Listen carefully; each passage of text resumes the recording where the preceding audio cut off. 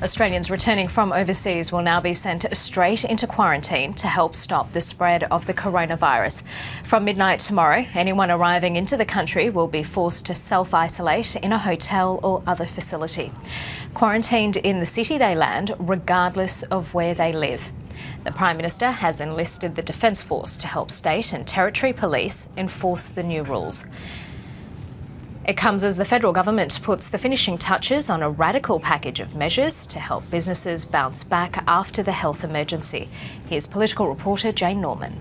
Five-star luxury hotels like these are being transformed by no later than midnight tomorrow into quarantine zones for returning travellers for the 2 weeks of their mandatory self-isolation. Australians arriving at airports will no longer be trusted to simply sign a declaration, go home and self-isolate. This is enforceable by law. They'll now be taken straight to hotels and other accommodation. The ADF will be there to support those enforcement authorities. This is life and death. There's too much at stake. Why? 2/3 of Australia's coronavirus cases have come from overseas. The single most important thing we can do is completely stop the capacity for any returning traveller transmitting the virus. The next challenge, slowing the transmission within the community, and that means social distancing. Early indications suggest Australians are starting to get the message. Thank you. Keep doing it.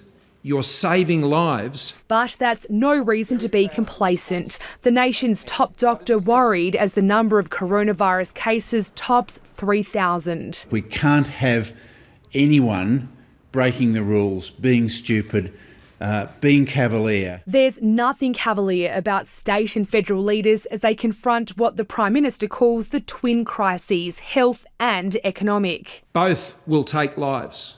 Both will take livelihoods. The government's forced businesses to close, putting hundreds of thousands of Australians out of work. For now, existing restrictions will remain.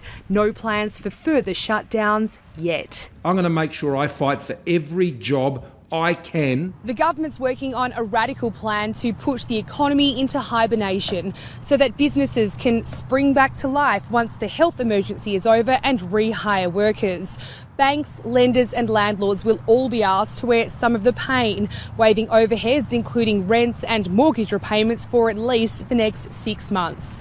It's all part of another economic rescue package to be unveiled within days. While the domestic challenge can be overwhelming, this is a catastrophe of global proportions.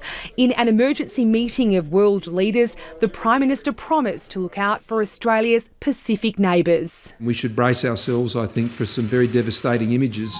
Hard to fathom how it could get much worse. Jane Norman, ABC News, Canberra.